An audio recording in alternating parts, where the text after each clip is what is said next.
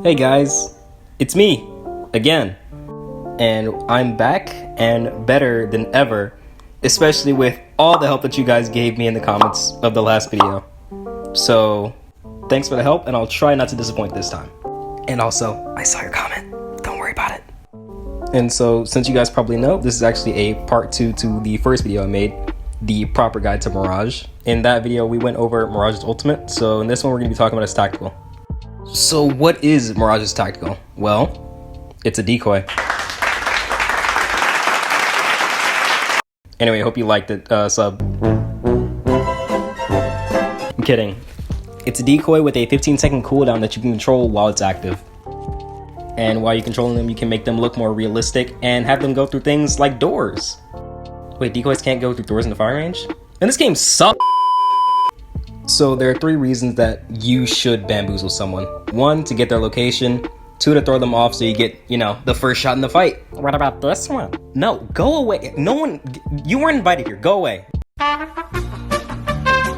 So the thing about this is, no matter what way you're using this tactical, you're probably doing at least 2 of them.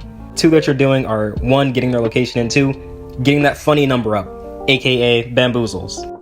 The one fact about Mirage's Tactical is that there isn't really much besides throwing them off that you can do with it. So the main thing that you're going to be using for most fights is your ultimate. But it's a decent ability and you can make people look stupid. I personally recommend using his tactical and ultimate at the same time, so that one out of place decoy can throw them off even more. And as you can see in most of my clips, when I do use the ultimate, I end up using the tac at the same time.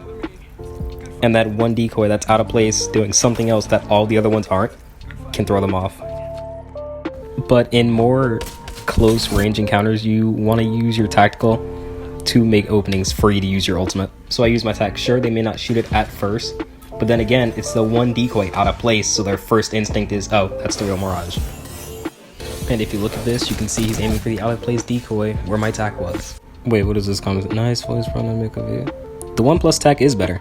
Everyone knows that.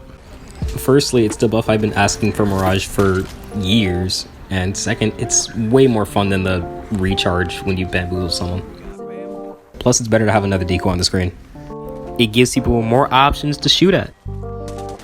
Keep in mind with the fact that this is a recent change, people aren't used to there being 3 Mirages, they're only used to the 2, so it's even better.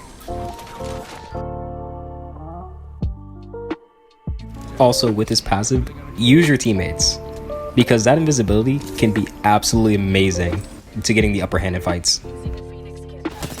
Before this clip continues, I just want to say I'm human and I don't have perfect aim all the time.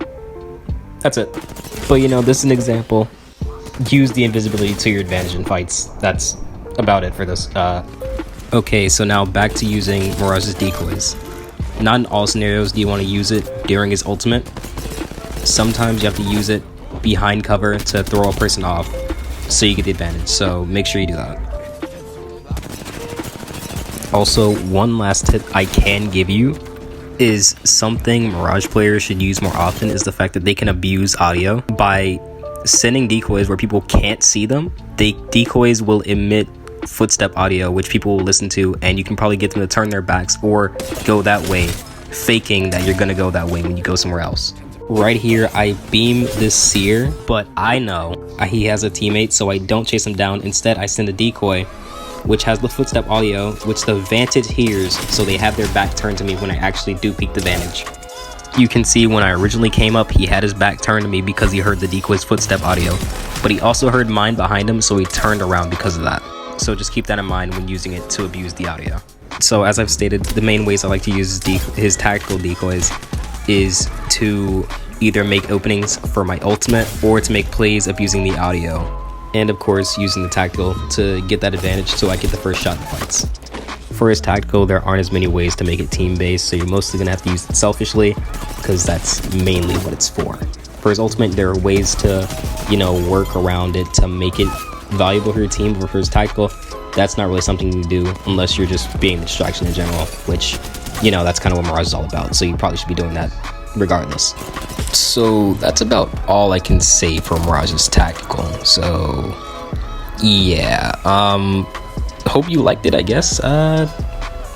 See you next time I post in 3 years.